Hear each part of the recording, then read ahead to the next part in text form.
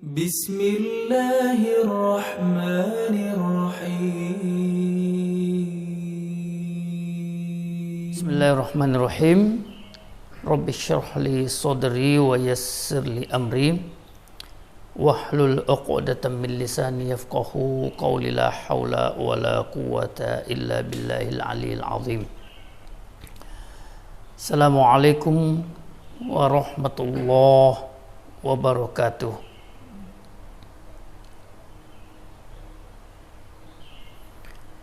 Alhamdulillahi Rabbil Alamin.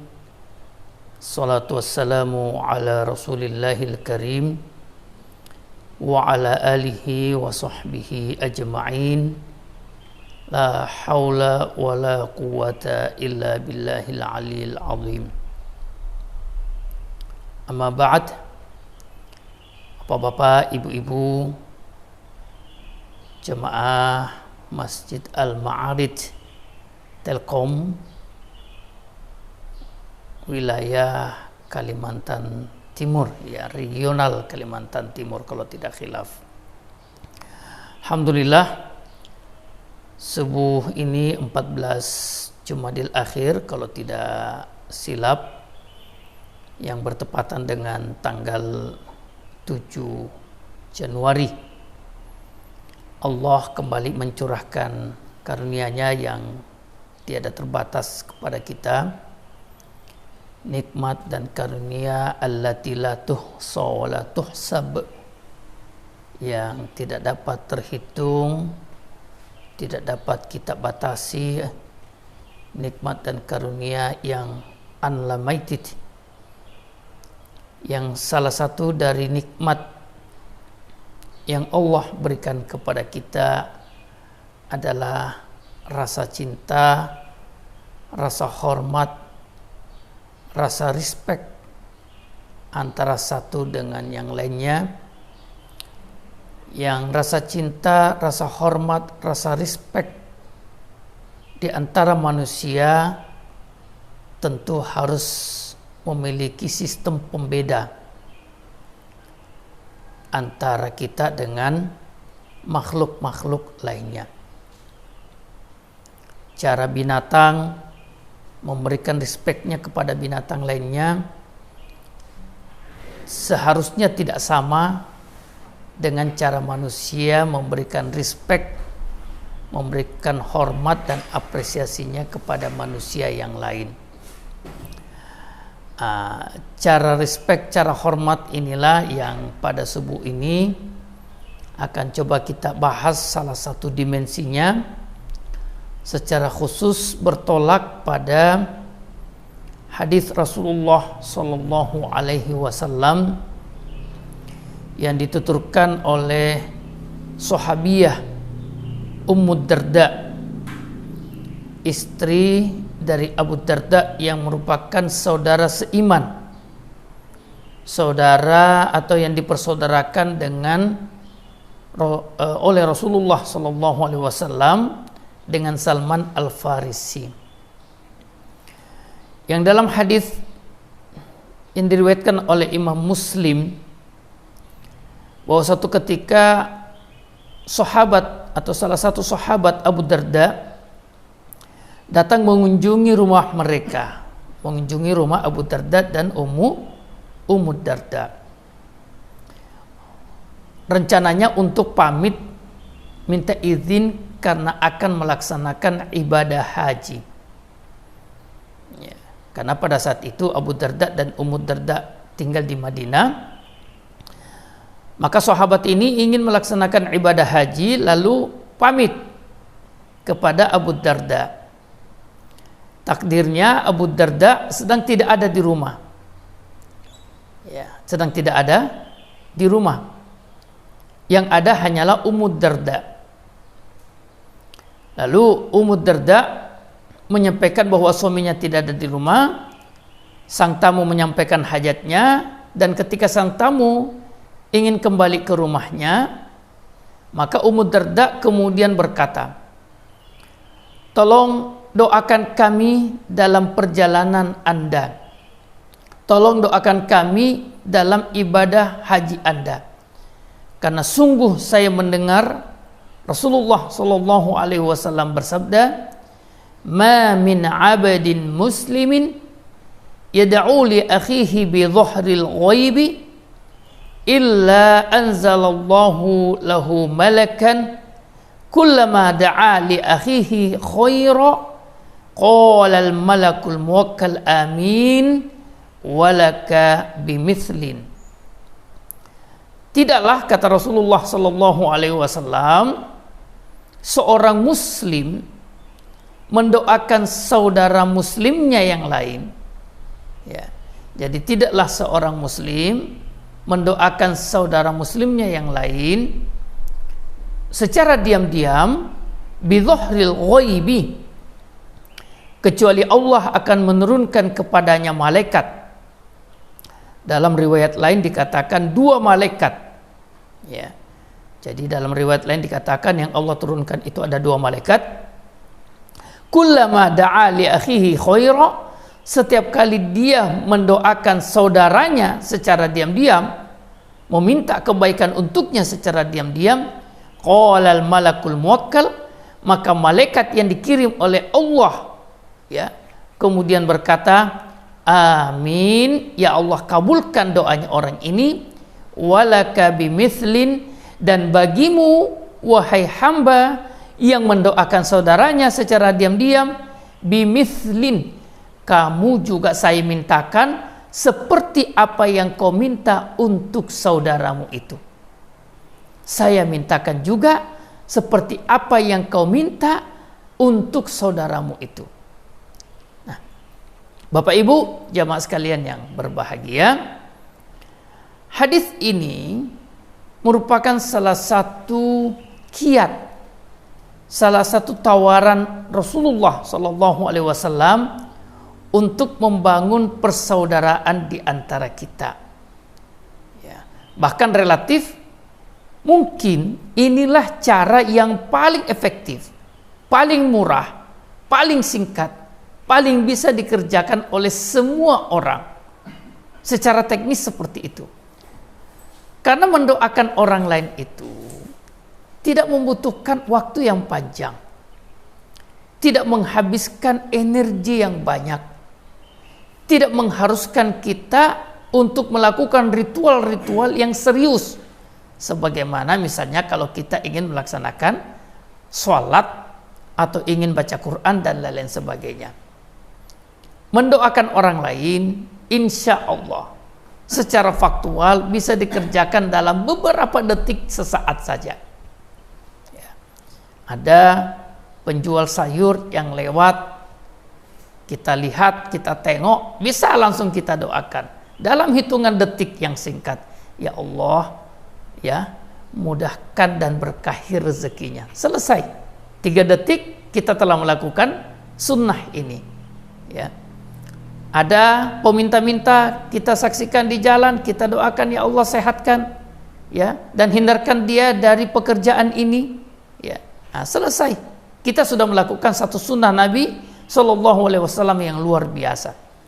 Nah, apatah lagi Bapak Ibu sekalian yang berbahagia, kita berada pada situasi, pada zaman, pada waktu dewasa ini yang disadari tidak disadari antara kita dengan yang lain itu seakan-akan bersaing, seakan-akan berlomba, ya, dalam hal gaya hidup, dalam hal teknologi.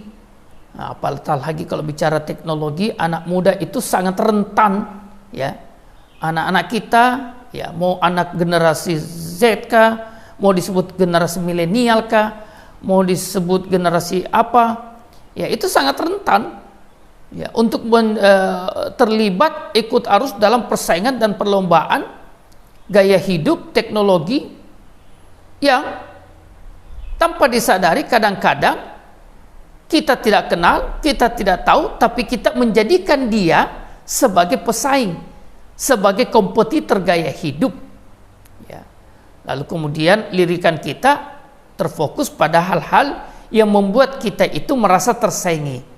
Kita langsung melirik HP-nya, kita langsung melirik pakaiannya, yang notabene itu semua sebenarnya tidak mengganggu kita. tidak mengganggu kita.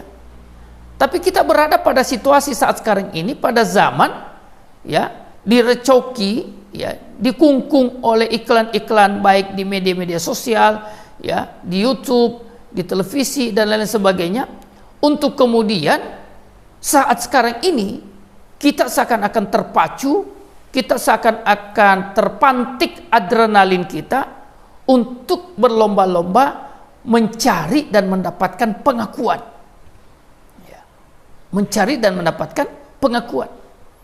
Dan kadang-kadang dalam mencari dan mendapatkan pengakuan itu, kita melakukan persaingan. Nah, yang namanya persaingan kadang-kadang kita itu kaku.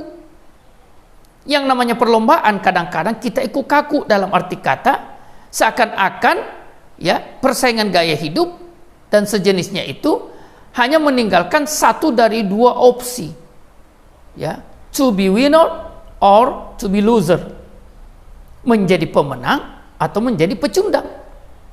Nah, karena hanya ada, seakan-akan hanya ada satu opsi, seakan-akan tidak ada yang namanya menang bersama, seakan-akan begitu, akhirnya muncullah ya mulai itu rasa kurang simpatik. Yang tadinya simpatik malah menjadi antipati. Yang tadinya suka menjadi tidak suka. Yang tadinya akrab menjadi renggang. Bahkan tidak kenal malah menjadi musuh. Tidak kenal malah menjadi musuh. Karena rasa kompetisi itu, rasa perlombaan dalam gaya hidup, dalam teknologi, dalam popularitas sampai pada tingkat politik dan lain sebagainya. Ya. Saat sekarang ini kan mohon maaf kita disuguhi dengan itu semua. Ya, ya, tidak mau tahu apa salahnya, yang penting serang dulu. Nah, ini kan ya masalahnya ya seperti itu. Ya, yang penting serang dulu. Belakangan tahu salah benarnya ya nanti aja. Ya. Nah, itu yang terjadi sekarang. Nah, Rasulullah Shallallahu Alaihi Wasallam 14 abad yang silam telah memberikan salah satu kiatnya yang luar biasa, sederhana, singkat, ringan, mudah, semua bisa melaksanakannya, tapi insya Allah hasilnya itu sangat efektif, yaitu saling mendoakan. Ma min abdin muslimin yad'u li akhihi bi dhahril ghaibi. Ya. Karena dikatakan oleh ulama-ulama ya tentang hadis ini bahwa di antara efek positif, di antara kebaikan, maslahat mendoakan orang lain secara diam-diam itu pertama ya bahwa kita menunjukkan keikhlasan hati dalam beramal. Keikhlasan hati dalam beramal. Kenapa ikhlas? Karena kita melakukannya diam-diam. Ya, tidak secara jahriyah, tidak secara frontal. Ya. Kadang-kadang bahkan mungkin kita tidak tahu kalau orang itu sedang mendoakan kita. Kenapa? Karena sementara senyum-senyum kita di depan dia, kita mungkin ngobrol dan sebagainya, tapi dalam hatinya di saat kita ngobrol, di saat kita bicara, orang lain itu sedang mendoakan kita. Dan itu bisa dilakukan. Ya. Ada yang sementara curhat, ada yang sementara cerita, ya. Ada yang bertutur depan kita, lalu kemudian dalam hati kita, ya. Kemudian kita berkata, ya Allah, kalau memang ada kesulitannya mudahkan. Kalau memang dia sedang mendapatkan kemudahan, berkahi kemudahannya. Selesai. Dalam hati kita bisa melakukan itu. Ya. Nah, meskipun orang yang kita doakan tidak tahu, ya namanya diam-diam. Namanya diam-diam. Nah, kadang-kadang kita ini kan, ya, pengen agar amal kebaikan kita diketahui oleh orang lain. Ya, gitu. Maka mendoakan orang lain secara diam-diam merupakan isyarat nyata, merupakan satu amal yang menuntut keikhlasan tinggi, karena amalan kita tersebut tidak diketahui oleh orang lain. Ya, lewat sopir angkot, ya, sopir taksi kita doakan, ya, kita lihat ada ambulan lewat meraung-raung sirinenya, ya, kita doakan. Banyak, ya, banyak yang bisa kita doakan. Ya, bangun pagi, bapak-bapak ke masjid, melewati beberapa rumah, setiap melewati rumah didoakan. Ibu-ibu kemudian mendoakan tetangga kanan kiri muka belakang. Banyak yang bisa kita lakukan. Dan itu secara diam-diam yang membuat mungkin tetangga kita itu tidak tahu bahwa kita ketika kita buka jendela misalnya, ya ketika kita membuka pintu, kita doakan mereka. Masya Allah. Nah, itu yang pertama. Ya. Mendoakan orang lain secara diam-diam adalah wujud dari keikhlasan dalam beramal. Kemudian yang kedua, dapat menumbuhkan rasa cinta. Ya. Karena kalau kita tidak cinta, itu akan sulit untuk mendoakan orang lain. Nah, inilah kadang-kadang kita ya, nunggu senang dulu baru mau mendoakan. Nunggu ada kepentingan baru mau mendoakan. Ya. Padahal Rasulullah Shallallahu Alaihi Wasallam itu kalau ingin mendoakan orang lain tidak tunggu senang, tidak tunggu apa. Seperti dalam hadis yang sebagian ulama mengatakan hadis ini sahih, Rasulullah Shallallahu Alaihi Wasallam pernah berdoa, Allahumma a'izza hadzal islama bi ahabbi umraini indak. Ya Allah, tambahkan kemuliaannya, berikan kekuatan kepada Islam ini dengan kau islamkan, dengan kau beri hidayah kepada salah satu dari dua Amr. Kalau bukan kau berikan Islam kepada Umar bin Khattab, kau berikan hidayah kepada Amr bin Jahash atau Abu Jahal. Yang pada saat itu Umar bin Khattab dan Amr bin Jahash atau Abu Jahal dalam keadaan benci banget kepada Islam. Bencinya sampai pada tingkat ingin membunuh Nabi Sallallahu Alaihi Wasallam, dan Nabi tahu kebencian mereka. Nabi tahu keinginan besar mereka, ya keinginan mereka berdua yang ingin membunuh dirinya, yang ingin menghentikan dakwanya, yang ingin menghambat gerak laju daripada agama Allah. Tapi Nabi dengan rahmat yang Allah berikan kepadanya, dengan rasa cinta yang Allah berikan, tanamkan dalam diri Nabi, malah justru mendoakan mereka berdua untuk mendapatkan hidayah Allah. Allahumma a'izza hadzal islama bi ahabbi umrani indak. Ya. Nah, maka mendoakan orang lain itu akan menumbuhkan rasa cinta. Kami pernah mendapatkan nasihat dari salah satu guru kami, ya, Nasbi, kata beliau, kalau engkau sedang bertengkar dengan istrimu, maka sebut namanya di dalam doamu secara khusus.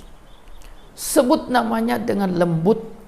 Sebut namanya seakan-akan kau sedang jatuh cinta padanya. Sebut namanya dalam keadaan kau sayang banget sama dia. Ya. Nah, kalau kita kan mendoakan istri, mendoakan suami kan kadang-kadang tunggu kita senang, baru mendoakannya secara ridho, baru mendoakannya secara lapang, senyum-senyum, mesem-mesem mendoakannya. Tapi kalau lagi tengkar, lagi ribut, lagi gesekan, lagi kelahi dengan pasangan, mau mendoakan pasangan kita, ya istilah orang Jawa mboh, ya seperti itu. Ngapain kita doakan suami, ngapain doakan istri? Lawang sedang bertengkar, dia yang salah, dia yang keliru, ya kok mau-maunya saya mendoakan dia? Ini keliru. Ya. Kami beberapa hari lalu menyimak di YouTube dari salah satu dokter. Dokter itu mengatakan bahwa rasa bahagia, rasa gembira, rasa senang, rasa cinta, jangan tunggu rasa bahagia, rasa gembira, rasa cinta itu jangan tunggu datang secara alamiah. Jangan tunggu datang secara otomatis. Bahkan sebaliknya, dia itu harus dipancing. Ya.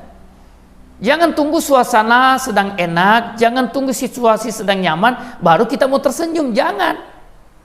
Senyum dulu, maka rasa bahagia itu akan muncul. Senyum dulu, maka rasa senang itu akan hadir. Ya sama dengan pasangan kita, sedang ribut, sedang tengkar, jangan tunggu ya pertengkaran itu reda, jangan tunggu perkelahian itu habis baru kemudian kita mau mendoakan pasangan kita. Ya. Bahkan sebaliknya, doakan pasangan kita, insya Allah pertengkaran itu akan berakhir. doakan pasangan kita secara diam-diam, insya Allah keributan itu akan diakhiri oleh Allah. Ya. Dan kami pernah lakukan itu, mohon maaf. Ya.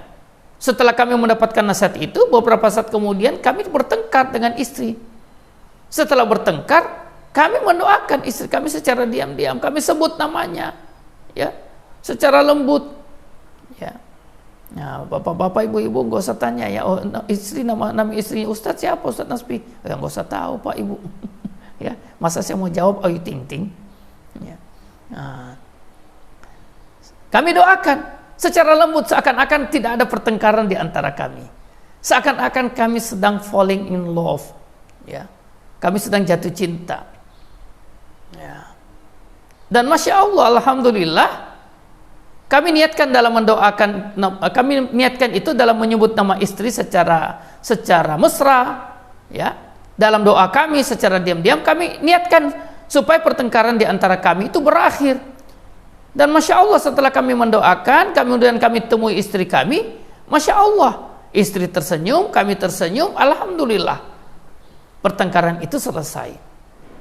Ya, maka mendoakan orang lain secara diam-diam dapat membuat, ya, pertengkaran itu hilang, muncul rasa cinta. Yang ketiga, ya, ini karena waktu, mendoakan orang lain, ya, bukan sekedar membuat cinta itu muncul, simpatik itu hadir, kebencian itu menjadi hilang. Ya, mendoakan orang lain adalah wujud kesempurnaan iman, wujud kesempurnaan iman. Ya.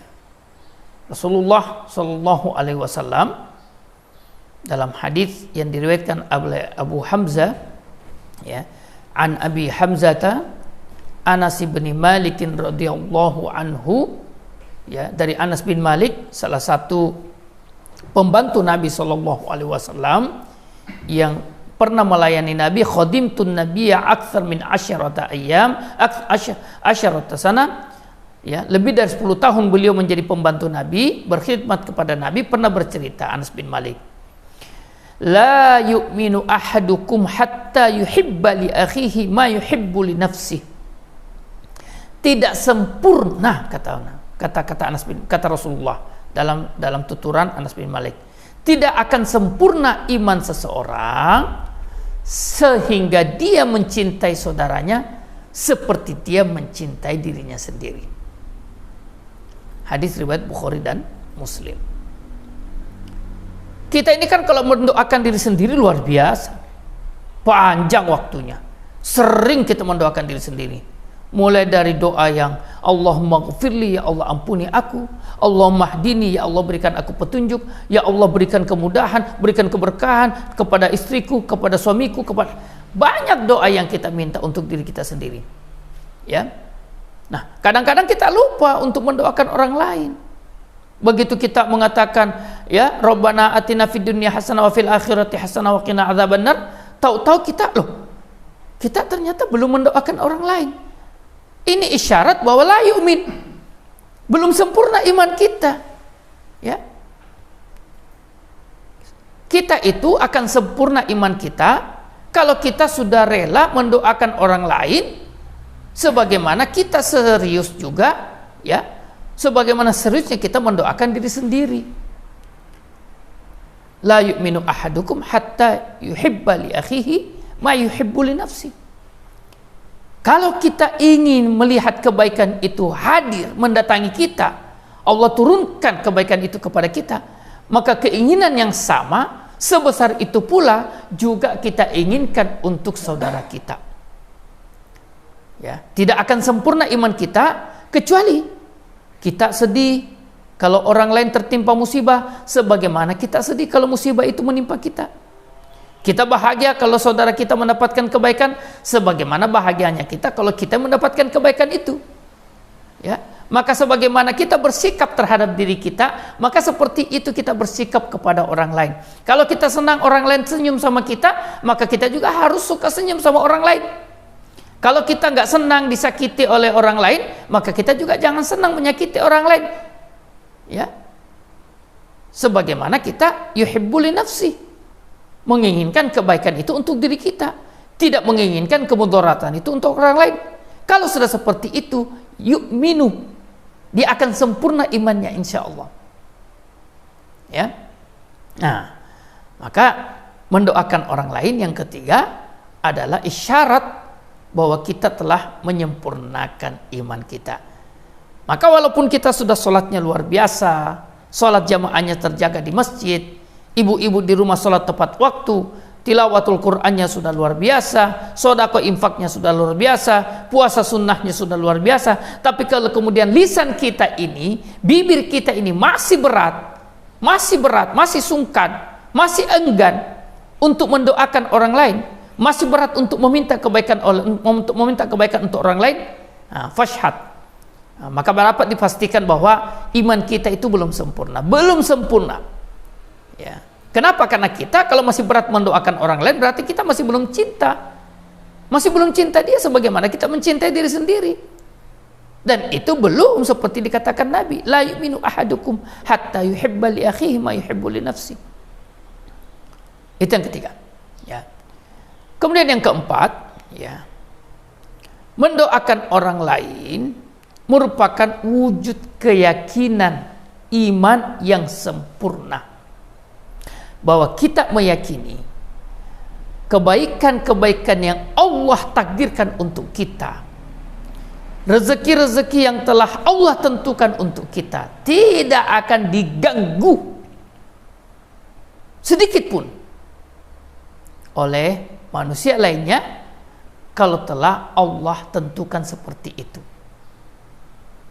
Ya, laustama'atil insu wal jinnu, ya, sekiranya manusia dan jin seluruhnya tanpa terkecuali, ya, seluruhnya tanpa terkecuali, ya, bersatu untuk ayyadurru, untuk memberikan kemudaratan kepada kita, la yadurruna, ya, tidak akan bisa memberikan kemudaratan, tidak akan bisa, ya.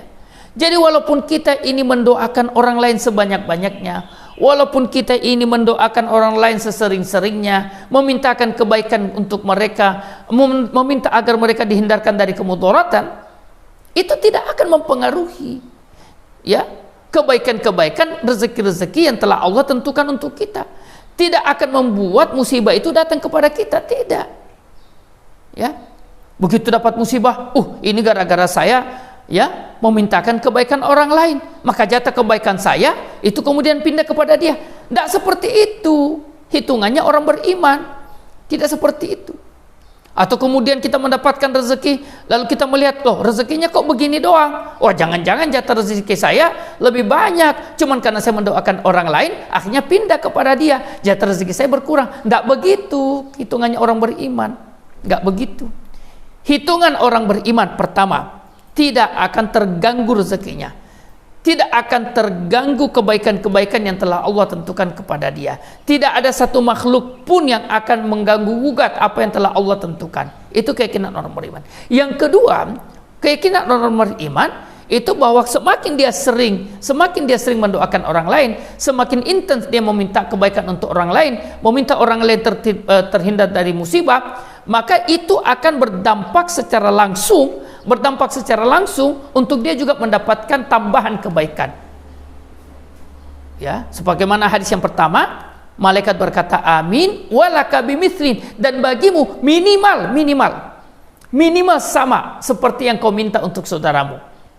Ya, artinya boleh jadi Allah akan memberikan kebaikan yang lebih banyak. Ya, Allah akan memberikan kebaikan lebih banyak. Ya, karena doa itu kan, kalau berkata Al-Imam Ibnu Rajab Al-Hambali, dalam, kalau tidak khilaf, dalam Syarah Arba'in An-Nawawiyah, ya, Al-Imam Ibnu Rajab Al-Hambali mengatakan bahwa cara Allah mendoakan, cara Allah mengabulkan doa seorang hamba itu ada beberapa tahap. Yang pertama, kata Al-Imam Ibnu Rajab, akan diberi sesuai dengan apa yang dia minta. Minta satu dikasih satu, minta A dikasih A, minta motor dikasih motor, minta naik pangkat dikasih naik pangkat, minta promosi dikasih promosi, minta mutasi dikasih mutasi. Ya seperti itu. persis seperti apa yang diminta. Allah tidak kurangi, Allah tidak tambah. Yang kedua, kata Imam Ibn Rajab, akan diberi dalam bentuk yang berbeda, tapi nilainya setaraf. Ya, kata-kata setaraf ini kan biasanya dalam iklan-iklan umroh ya, hotel bintang ini atau setaraf, ya, gitu ya. Ya. Nah, Allah akan berikan dalam bentuk lain yang selevel, yang senilai, setaraf dengan doanya. Ya. Minta A mungkin dikasih B, tapi B itu setaraf selevel dengan A. Minta 1 tapi dikasih 1B. Nah, setaraf, selevel. Boleh jadi diberi dalam bentuk lain. Ya. Yang ketiga, Allah akan menjawab doanya dalam bentuk dihindarkan dari musibah. Nah, ini yang mungkin banyak di antara kita nggak sadar, bahwa Allah itu menjawab doa kita dalam bentuk terhindar dari musibah. Bapak keluar dari rumah mau ke kantor, selamat sampai ke kantor, sehat, gak jatuh, gak terserempet, gak ada musibah, alhamdulillah. Mungkin itu adalah wujud atau cara Allah menjawab doa kita, yang mungkin kita berdoa bukan doa selamat sampai ke kantor. Kita mungkin doanya diberikan kesehatan, kita mungkin doanya diberikan kelapangan rezeki, tapi Allah tidak memberikan kelapangan rezeki dalam arti kata Allah tidak turunkan uang, Allah tidak berikan uang, ya. Tapi Allah hindarkan musibah, dan terhindar dari musibah sebenarnya itu merupakan rezeki. Kenapa? Kalau musibah berarti ada uang keluar. Nah, Allah hindarkan itu, uang nggak keluar. Kenapa? Karena nggak ada musibah. Ya, itu cara Allah ketiga. Yang berikutnya, Allah Subhanahu wa taala mengabulkan doa kita dalam bentuk semua doa kita di-save oleh Allah. Ya, di-save oleh Allah. Ya. Ya, seakan-akan dibuatkan akun, ya, akun dari Allah. Lalu kemudian di hari akhir kita mendapati ternyata saldo kebaikan kita, akumulasinya jauh melebihi daripada amal-amal kita. Ini yang dikatakan dalam salah satu hadis, orang-orang beriman kemudian kaget ketika diperlihatkan amal-amal kebaikannya, buku catatan kebaikannya. Loh, kok ini ada kebaikan untuk saya nggak pernah kerjakan, kok ini ada pahala untuk saya tidak merasa kerjakan di dunia. Nah, dijawab bahwa pahala-pahala ini adalah merupakan konversi dari doa-doa yang kalian minta kepadaku di dunia, merupakan akumulasi dari seluruh doa yang kalian minta di dunia. Maka ketika melihat itu semua, dikatakan bahwa orang-orang beriman sontak berkata, ya Allah, kalau tahu begini jangan kau kabulkan doa kami di dunia. Ya, tapi kan sudah di akhirat. Ya. Setelah mereka melihat, orang beriman melihat bahwa ternyata doa yang kita kabul, doa yang kita minta kepada Allah ternyata besar sekali pahalanya kalau belum dikabulkan di dunia. Ya. Nah, tapi itu kan wilayah Allah, Nggak usah kita di Allah lalu kemudian kita berdoa, ya Allah nggak usah dikabulkan di dunia, nggak usah dikabulkan di dunia. Ya, jangan juga begitu. Ya, jangan juga begitu. Doa saja terus, itu merupakan isyarat bahwa kita itu banyak-banyak berdoa. Karena Allah itu sangat cinta, sangat respect, ya, sangat sayang kepada hambanya yang rajin berdoa, yang anytime, anywhere itu berdoa kepada Allah, lisannya basah berdoa kepada Allah, itu Allah sangat-sangat senang. Ya, sebagaimana kita diajarkan untuk membasahi lidah kita dengan zikir, maka kita juga dituntut, ya, diminta untuk membasahi lidah kita untuk banyak berdoa. Doa apa aja, ya. Lawang doa kita 1 kali 1000 kali kita berdoa belum tentu dikabulkan oleh Allah, apalagi kalau cuma 1-2 kali. Ya.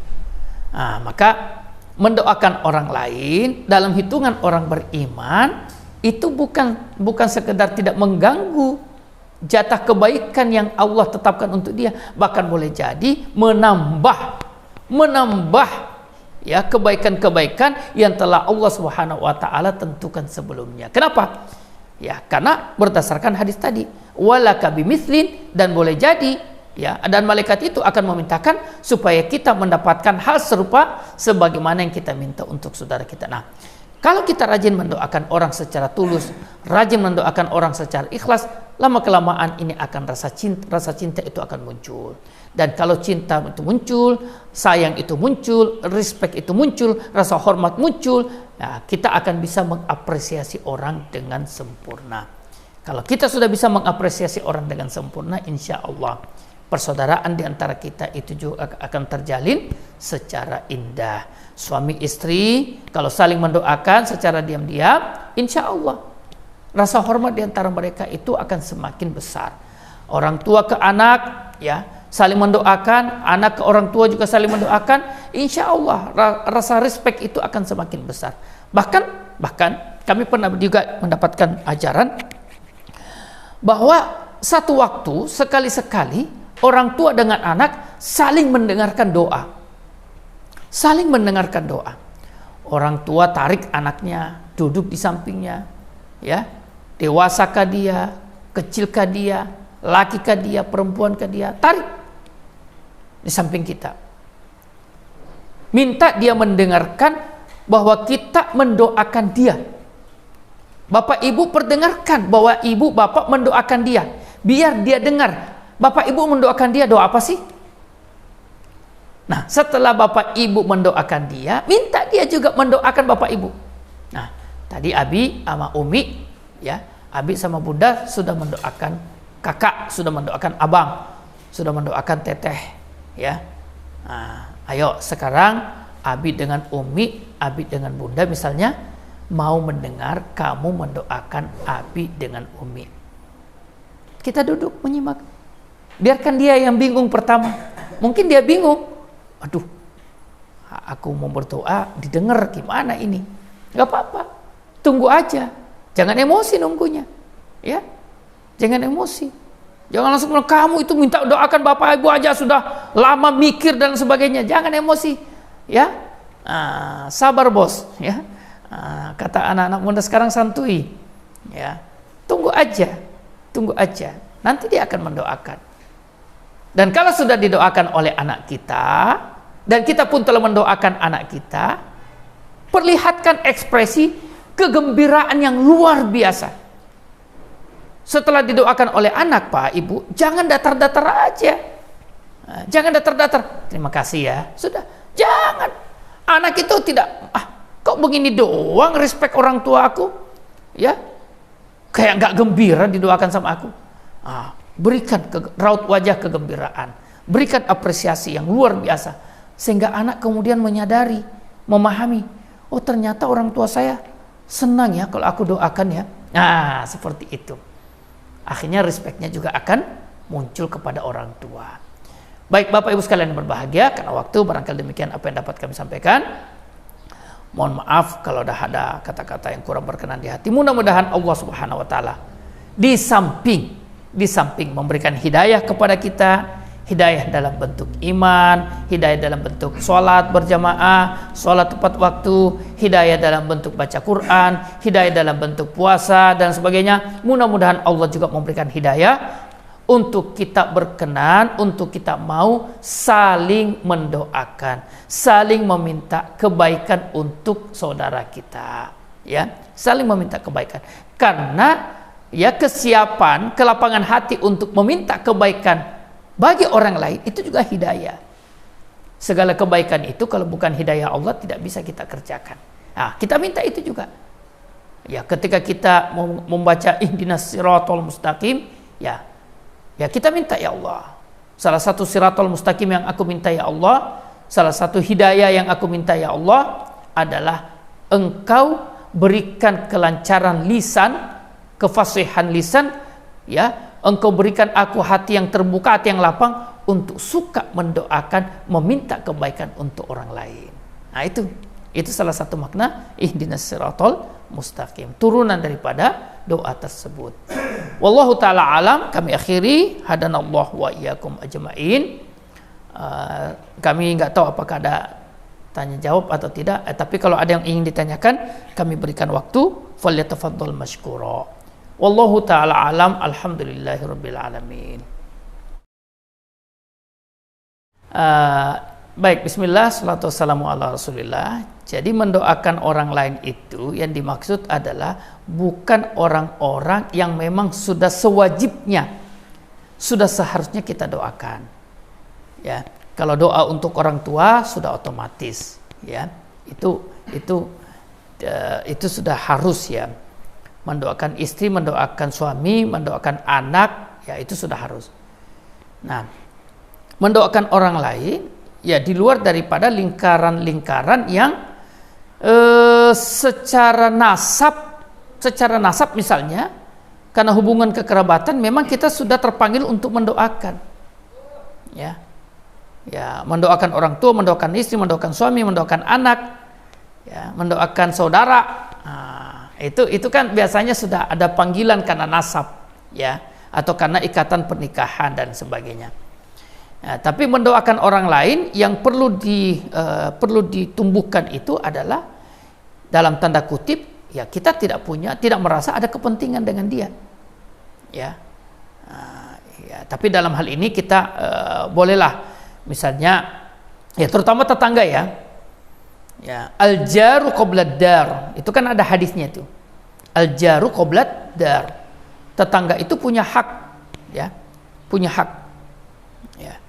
Maka salah satu haknya itu adalah kita doakan. Apatah lagi memang tetangga adalah saudara tidak senasab yang terdekat dengan kita. Saudara tidak senasab yang paling dekat dengan kita. Kalau ada apa-apa kan tetangga yang paling cepat. Tetangga yang paling cepat. Ya, kalau ada apa-apa. Nah, maka kalau ingin dibuat hierarkinya, ya, yang pertama tentu saja kita tidak hitung orang-orang yang memang sudah wajib untuk kita doakan, ya, karena faktor nasab atau pernikahan. Nah, tapi di bawah itu, yang pertama itu ya seperti tetangga, betul Pak tadi. Tetangga, ya kanan kiri muka belakang. Nah pertanyaannya, tetangga itu batasannya sampai kapan Pak? Sampai berapa Ustadz? Wah itu ada lagi, panjang lagi penjelasannya itu. Yang dimaksud tetangga itu batasannya berapa itu, ya? Ya itu, ya minimal satu rumah ke kanan, satu rumah ke kiri, satu rumah di depan, satu rumah di belakang. Nah, kita sebutkan namanya, ya kalau memang kita tahu namanya. Nah, yang kedua tentu saja adalah relasi kerja. Misalnya kita kerja di kantor, kita satu ruangan, ya ada beberapa orang, ya itulah, ya kita doakan. Ya itu yang terlebih dahulu, orang-orang yang berada satu departemen dengan kita misalnya, atau satu ruangan dengan kita misalnya, itu yang pertama kali, ya.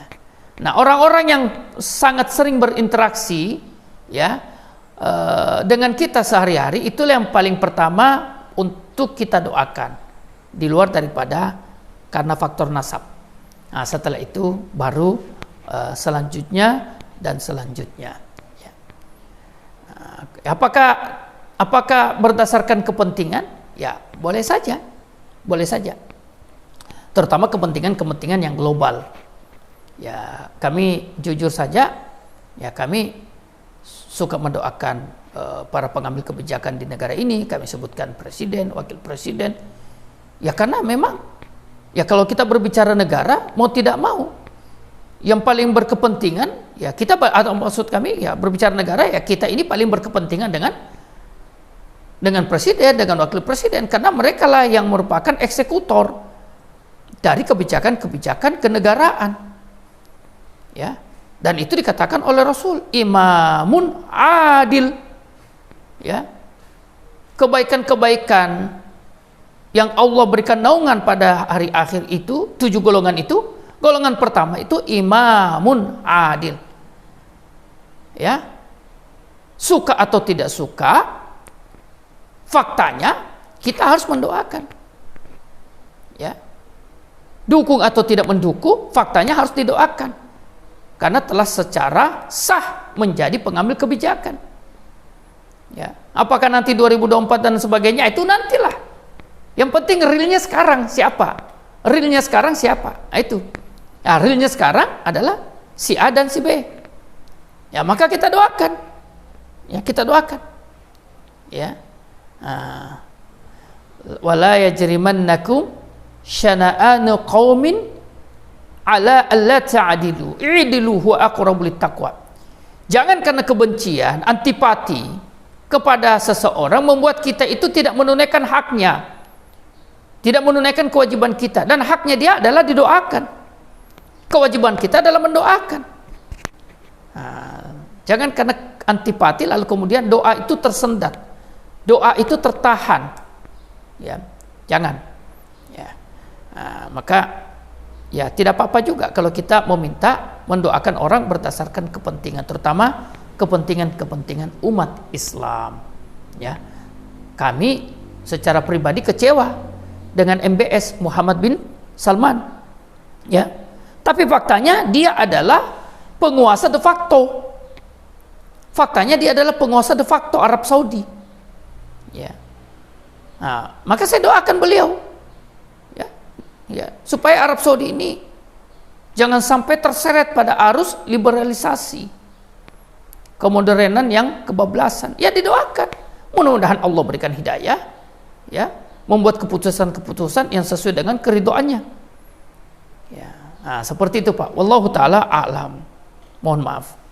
Baik, kita akhiri dengan bersama-sama berdoa, menghadapkan diri kepada Allah Subhanahu wa taala agar kiranya Allah melimpahkan selalu kebaikan-kebaikannya kepada kita, baik kebaikan dunia ataupun kebaikan akhirat. A'udzubillahi minasyaitonirrajim. Bismillahirrahmanirrahim. Alhamdulillahi rabbil alamin, hamdan syakirin, hamdan na'imin, hamdan yuwafi ni'mahu wa yukafi'u mazidah. Ya Rabbana lakal hamdu kama yanbaghi li jalalikal karim wa 'azimi sultanik. Allahumma anta rabbuna la ilaha illa anta khalaqtana wa nahnu ibaduk abna'u ibadik abna'u amatik qadin fina hukmuk adlun fina qada'uk. Allahumma inna nas'aluka bi kulli ismin huwa lak sammaita bihi nafsak anzaltahu ala ibadik allamtahu abdaka min ibadik istathartahu ala nafsik an taj'ala jam'ana hadha jam'an marhuma waj'al tafarruqana min ba'dihi tafarruqan maghfura ma'suma. Allahumma alif baina qulubina kama allafta bainal muhajirin wal ansar.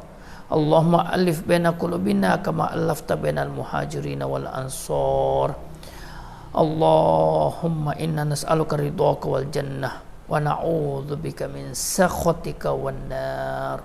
Allahumma ghfir lana jami'a waghfir wali walidina waghfir akhawatina wa ashabina. Allahumma ghfir jami'al muslimin al ahya'i minhum wal amwat, as-saghira minhum wal kabir, adh-dhakara minhum wal untha, ar-ra'i wal ra'iyya minna birahmatika ya arhamar rahimin. Allahumma ballighna Ramadan, Allahumma ballighna Ramadan, Allahumma ballighna Ramadan sanawatin adidah wa waffiqna siyam Ramadan wa qiyamihi ya dzal jalali wal ikram waj'alna min ibadikal muttaqina minha waj'alna min ibadikal muttaqina minha. Rabbana atina fid dunya hasanah wa fil akhirati hasanatan wa qina adzaban nar. Subhanakallahumma rabbana wa bihamdik nashhadu an la ilaha illa anta nastaghfiruka wa natubu ilaik. Al-afu minkum, mohon maaf. Assalamualaikum warahmatullahi wabarakatuh.